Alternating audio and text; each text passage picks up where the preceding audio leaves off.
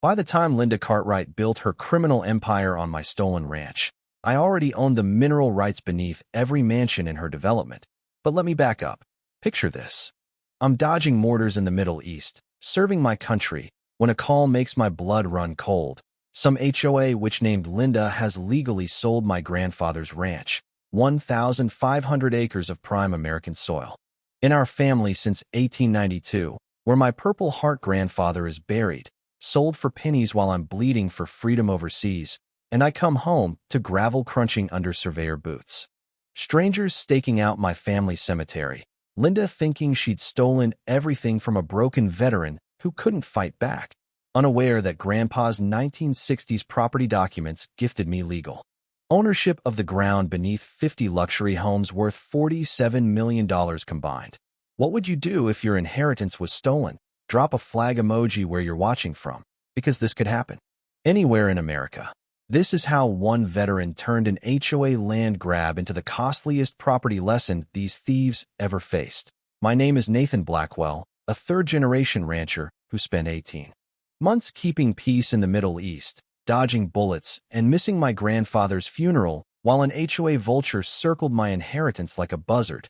The Blackwood Ranch, 1,500 acres of rolling hills, pristine pastures, and the clearest spring-fed lake this side of the Appalachian Mountains, built by Grandpa post-World War II with his GI Bill and Purple Heart pension, every fence post driven by weathered hands, every barn beam cut from our timber, not just property, but 3 generations of blood, sweat, tears.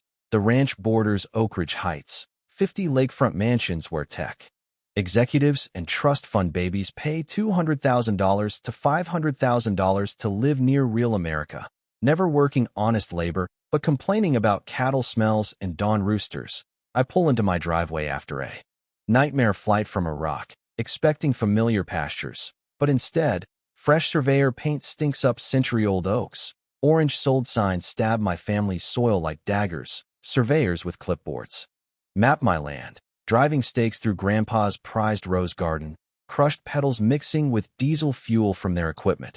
800 acres gone, sold to the Oak Ridge HOA for $2.3 million, robbery at $2. $875 per acre for land worth $8,000, my savings at $247, my remaining 700 acres under unexplained development restrictions. But what boiled my blood was the chain-link fence rattling around my grandfather's fresh grave, haunting my dreams. That's when I met Linda Cartwright, every nightmare HOA president in one quaff package, 52, driving a white Mercedes G-Wagon worth more than most. Salaries, measuring grass with a ruler, filing 47 violation complaints in a year, her victims just wanting peace. She stands in my driveway, smirk curdling milk, saying, military housing allowance doesn't cover property taxes. Does it, soldier boy? Shoving forged documents claiming tax delinquency my bank records disprove. Your grandfather should have planned better, she sneers. Adjusting sunglasses costing more than my combat pay. This is what happens when military families think they're above civic responsibility. I'm in my uniform, fresh from defending her freedom. And this parasite lectures me on patriotism, the irony burning like tear gas, threatening to arrest me for trespassing on my own land. Speed dialing her sheriff, my nightmare. Divorce lawyers drained my savings to $247. The local attorney, Linda's golf buddy, can't take my case. County clerk's office lost my records. My bank denies my automatic tax payments. Watching strangers stake my grandfather's grave. I silently vowed Linda had no idea who she was messing with.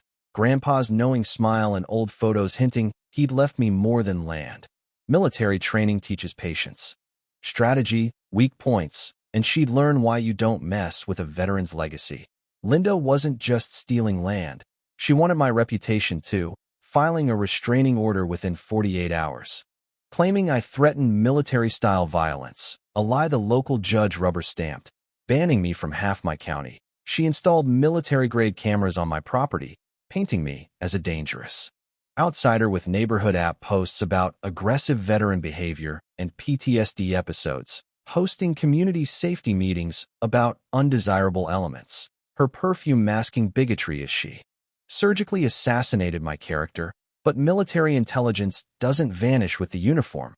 While she played social media, I played chess, recalling Grandpa's advice. When politicians lie, truth hides in paperwork. I drove 200 miles to state archives, spending my last $47 on gas, finding 1892 land grants, Grandpa's Purple Heart citations, and proof my taxes were never delinquent.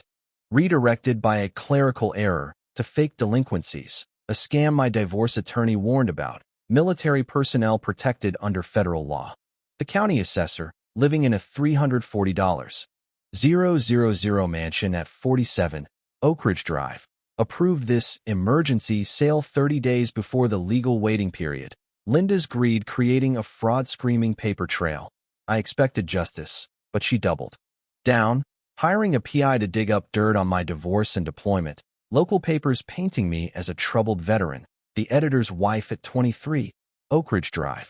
Her harassment included noise complaints for my tractor, citations for running cattle, unauthorized construction, for fixing my fence.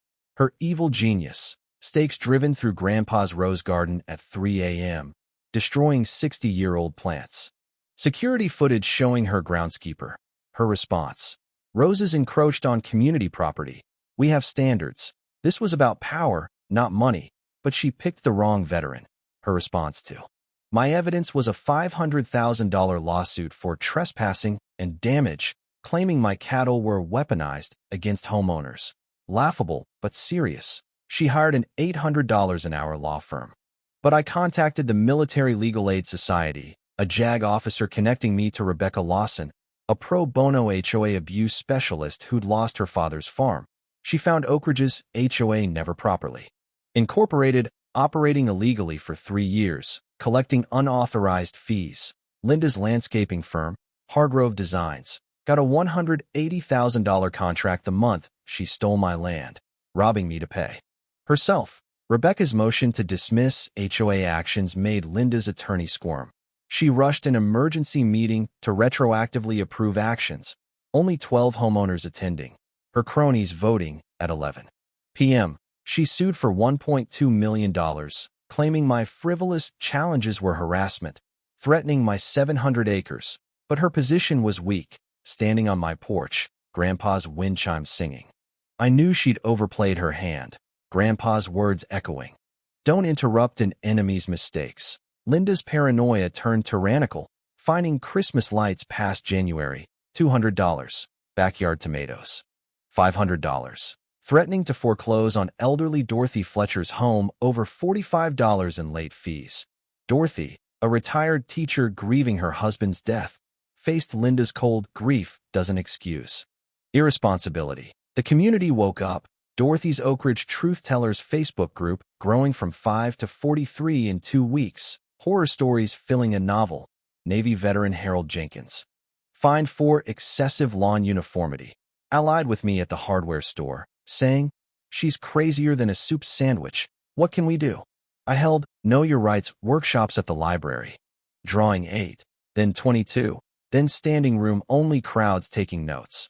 Dorothy found 1965 HOA covenants prohibiting land acquisition beyond the 50-lot plat, Linda's purchase violating her own bylaws. Ultra Vires acts void from the start. Harold uncovered $89,000 missing from the pool fund, funneled to Hargrove Designs for shoddy work. The pool a green, duct-taped mess billed at $30,000. Linda's community meeting response was desperate, hiring guards, scheduling votes when residents couldn't attend, threatening lawsuits for misinformation. Her voice shrilled as homeowners demanded answers. Guards uneasy protecting a tyrant. Outside agitators, she accused, pointing at me, but Dorothy's teacher voice cut through. I've lived here longer than you've been alive. This is about stealing. Applause shook windows, Linda's empire cracking. Rebecca's 6:47 a.m. call revealed a legal bombshell. 1960s records showed Grandpa bought subsurface rights in 1963 for $500. Owning the foundation under every Oak Ridge mansion, surface and mineral rights are separate, a lesson from my Army geology course. I could demand $15 million to relocate 50 homes or sell subsurface rights for $45 million. Linda's legal team's $25,000 emergency meeting admitted my unassailable position. No insurance covering this. Home values crashing as title insurers balked. Dorothy laughed. Linda's circling like a lost dog. Harold quipped. She thought she played chess with a country boy. You're three-dimensional. I could bankrupt 50 families or negotiate. Military training favoring. Minimal collateral damage. Rebecca's legal dream team included a veterans' rights attorney, forensic accountant Jennifer Walsh, tracing $340,000 embezzled by Linda, and a real estate expert.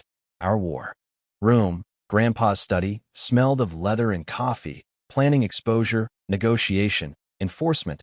Dorothy's Bridge Club spied Linda's $2.3 million Swiss account. Harold's veteran convoy from 4 counties ready to witness justice. Our media strategy contrasted Grandpa's Bronze Star with Linda's theft, social media showing the fenced cemetery, tips sparking a state newspaper series. Rebecca offered 3 options: return my land plus damages, buy subsurface rights, or face evacuation and prosecution. Insurance exclusions and EPA violating lake contamination gave us federal leverage. Dorothy learned Linda planned to flee to Switzerland, liquidating assets, but her accounts were frozen, passport flagged. Community rebellion peaked.